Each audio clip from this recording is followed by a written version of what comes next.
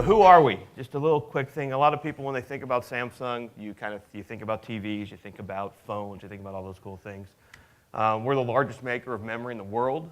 We're the largest maker of solid-state drives in the world. If you actually combine on SSDs, the next 4 players in the world in SSDs in volume, and they still don't add up to what we do. We're the really only SSD supplier in the world that makes every key part within the SSD. We do our own controllers, we do our own firmware, we make the NAND, we make DRAM that's in there as well. So the quality puts it at the very top. So what's driving our marketplace today? There are more connected devices now than there are people in the world. And that number is growing. Again, we're hitting 10 billion. What do these 10 billion devices do? It drives tremendous amount of connections, users, they need speed, and videos. We're talking about 134 exabytes of data that's generated from 10 billion devices. So it seems like a big number, right? Well, just to give you an idea, 5 exabytes of data, the total data created between the dawn of civilization in 2003 is what 5 exabytes is. And now we're talking about 134. What's the impact of these social networking on this stuff? If you think like Facebook, 65% is now done mobile, 1.8 petabytes per day. Snapchat. I actually had not even heard of Snapchat until somebody on my team who's much younger than me told me about it. I said, what is this? He says, oh, you take a picture, it goes up there, and it's gone in like 10 seconds. 18 terabytes a day. They're doing 350 million pictures a day. 100% mobile. Twitter. This is where we all get our news today. Again, it's huge data. The time to get to 50 million users took TV 13 years. It took draw something 50 days. When you're drawing something, I play these games. My wife's next to me on the couch. I put in my thing. It goes up to the cloud. It gets back to her in split seconds. It's amazing how quick this is. All of these servers up there is what's driving this, these huge server farms. The number of apps that are running on these billions of devices is also generating a horrendous amount of data traffic. More videos are uploaded to YouTube in 1 month than the 3 major US networks created content in the past 60 years. Steve earlier on talked about exabytes of data. Well, in 2011, we were dealing about 0.6 exabytes per month of data traffic. In 2014, 4.2 exabytes per month. And it's expected to grow in 2016 to about 10.8. An exabyte is about 1,000 petabytes. And so if you look at ebooks today, it would be equivalent to about 4.7 billion of ebooks. So a lot of data.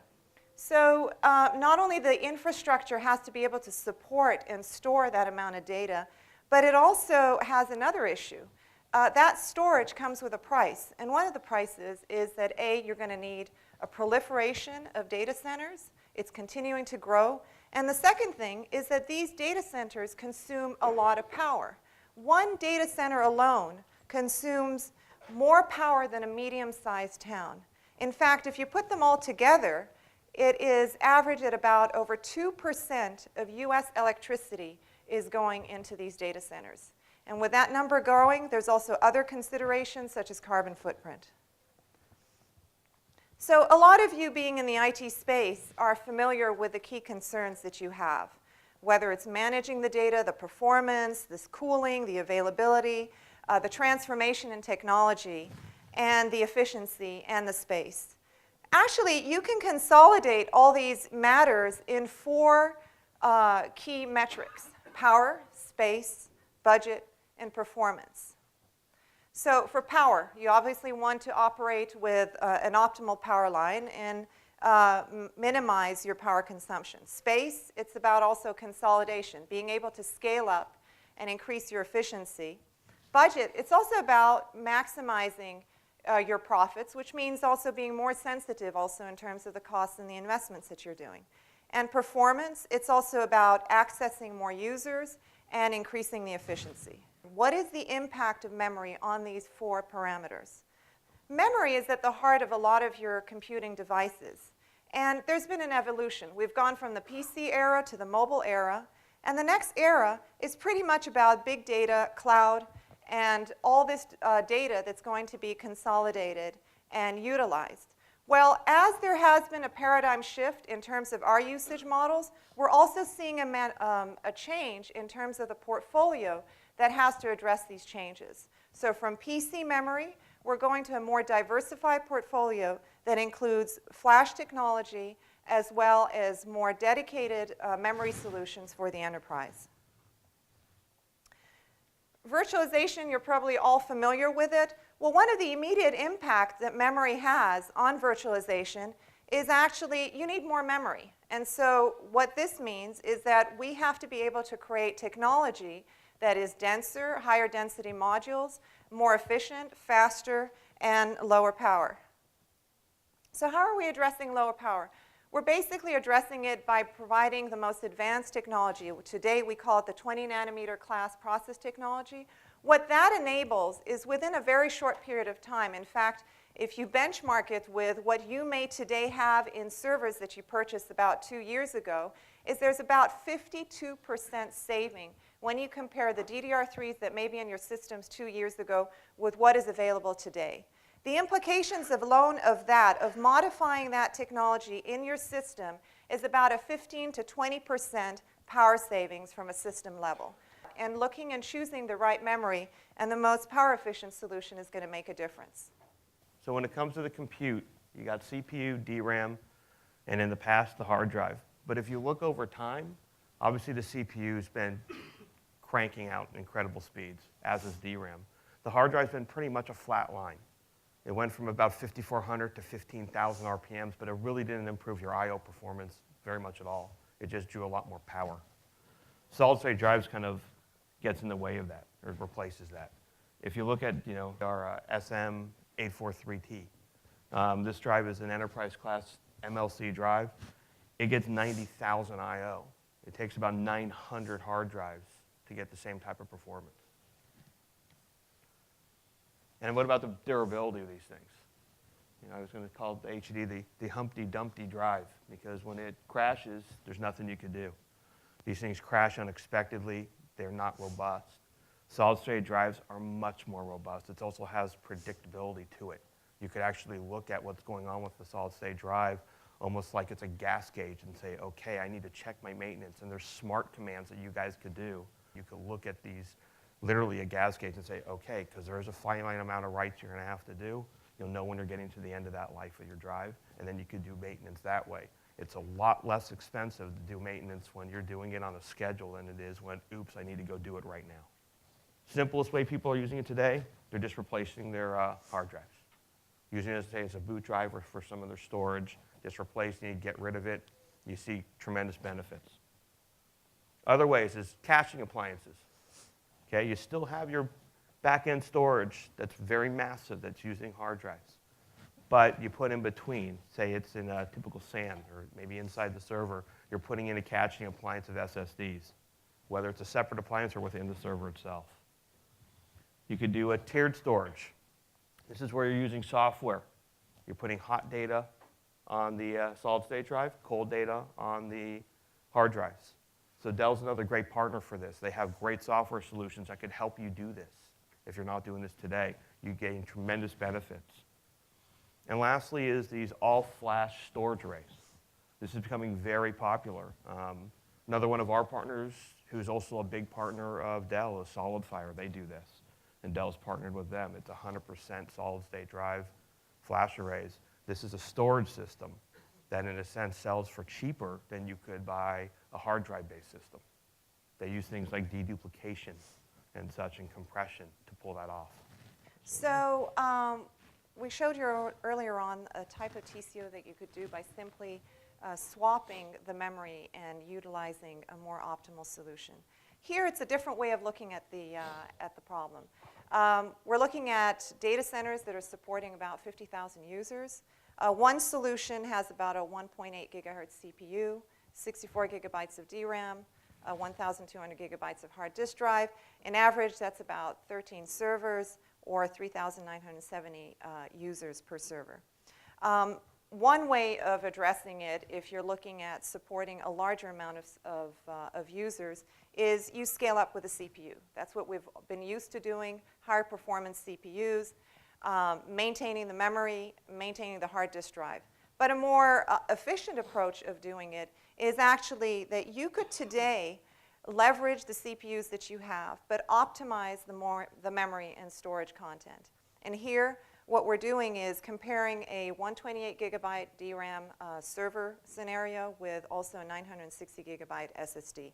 First thing is that you're seeing that you're actually scaling up the server, you're utilizing less servers, and you're maximizing also its usage for the number of users. So how does it look? First of all, an increase of about 60% in terms of performance per user. From an energy consumption point of view, we're talking about a 32% decrease. And then from a purchasing cost point of view, we're actually talking about a 23% decrease.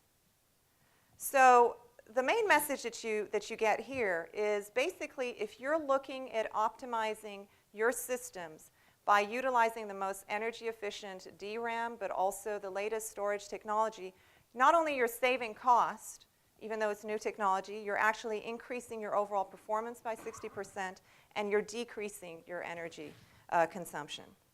PC, mobile, data. Well, not only there's going to be an evolution in terms of the CPU, but there's also an evolution in terms of the memory and storage that is required to meet the new demands. And in fact, here at Samsung, we have announced our 5th generation memory technology. DDR4 is expected to go into platforms probably in the second half of next year, and then we're also going to have the PCIe SSD. So a few words on the DRAM side. First, you're going to see an increase in terms of speeds. That's overall is going to have an impact of about 25% from a performance standpoint. You're going to have about, in average, about 30 to 40% reduction in terms of power consumption. And in terms of densities, initial densities are going to be in the 8 to 32 gigabyte. But as the technology is going to progress, we're also going to be seeing modules that can go as high as 128. So overall, larger densities, more performance, lower power, and also an increased layer of reliability due to the new features that are going to be incorporated in the technology. So definitely DDR4 will be well positioned to address the future needs, whether it's cloud, whether it's continuing the virtualization path, or high performance computing. Obviously, people are saying by 2020 there could be 50 billion things connected, and pretty much every single one of them is going to need NAND flash. The question is what's going on in the world of NAND. So NAND flash, to scale larger, we have to shrink our die. Every time we shrink our die, the product, in a sense, gets worse. You have less endurance. Performance is about the same, but it's your endurance that drops. This has become a problem. It's also very, very expensive. All the technology to make this stuff, you have to have, there's a lot of photo lasers and everything else that goes along with making NAND flash. So we looked and said, what do we need to do? We need something disruptive. So in August, we announced vertical NAND. Vertical NAND is, so basically typical NAND today is called planar NAND. If you think about it simply, planar NAND is kind of like living in the suburbs. You have your house with your yard, and your neighbor has their house with their yard. And what happens is they need to put more houses in that area. So all of a sudden there's another house now in your backyard. Then they said, oh, we need to put more density in here. We need more people living here. So they put a wall in the middle of your house, and you have to move all your stuff into half of your house. Then we have to shrink it again, and you kept doing that. And pretty soon you're getting what's called leakage. In our case, it's electrons leaking. With 3D NAND, we were able to actually go back in time in lithography, and you're basically now making skyscrapers. So instead, we have a larger size, but we go up. That's why they call it vertical or 3D NAND. So at Samsung, we were the first to design this. You end up with 10 times the endurance now as to what we have with our standard NAND today. You have 2 times the speed, and you're losing about half the power consumption. But we didn't just announce that we had a chip. We actually have a working drive. The reason I want to bring this up is Dell's a major partner for us. So they were one of the very first people to ever take a look at this drive. And you're going to see this starting to come out in 2014 in their servers. Again, this is giving you that same great solid-state performance of our current generation, which are award-winning drives, but now it's at a higher endurance. It's driving the cost lower and the power way lower. So these are things that you'll benefit from. Most of the drives in the data center today actually are SATA drives. When SATA goes to talk to the CPU, there's basically a bridge in between there. It can't because the SATA and the processor don't necessarily talk fluently, let's just say. With PCIe, we get an 83% improvement on latency. If you look at just the pure speed of these drives, a SATA drive will max out at 600 megabytes per second. The NVMe drives will max out at 4 gigabytes per second. We're a leader in this technology. We were the first company in the world to have a 2.5-inch NVMe drive. That was the first customer for us to obtain that drive. So this is something this is what our partnership's about, working together to bring you guys great solutions. So this was testing like comparable servers. One server was with our solid-state drives, as well as our low-power DDR3. The other server had an older class DDR3, so a 50-nanometer class DDR3, which is a higher-powered product. It's a 1.5-volt product versus 1.35 volt, and using hard drives. This is what they call the cold cache test for big data. So they were running the TPC-H test 4 consecutive times, running this test over the servers. It took the server with the hard drives over 2.5 hours to complete this. When they see cold cache, that meant it wasn't running it wasn't getting the data from the DRAM. It had to go out to the storage to get the data. When it was run with the SSDs, it took 11 minutes. So it saves you tremendous money overall on your power. It's a 94% savings in power for this. A lot of people here might be doing VDI deployments. We just ran a simple test. Server with hard drives versus a server with solid-state drives. So with the solid-state drives, you're able to basically support 2 times as many users as you could with the hard drives. The hard drive, the responsiveness went to the point where your users would probably be shooting you if you were the IT manager. Solid-state drives will help alleviate some of those complaints. It's a great technology. This thing it just jammed. I mean, again, this is in the VDI deployment. Does an SSD cost more than a hard drive? Yes. But if you're buying less servers, ultimately it costs less. So when you can do less servers for your company, you put higher density DRAM with SSDs, you're going to save money. We chose this example for several reasons. One, it's a small and medium business company. So cost is a key factor. Performance, agility is key because these are small startup companies basically that want to grow.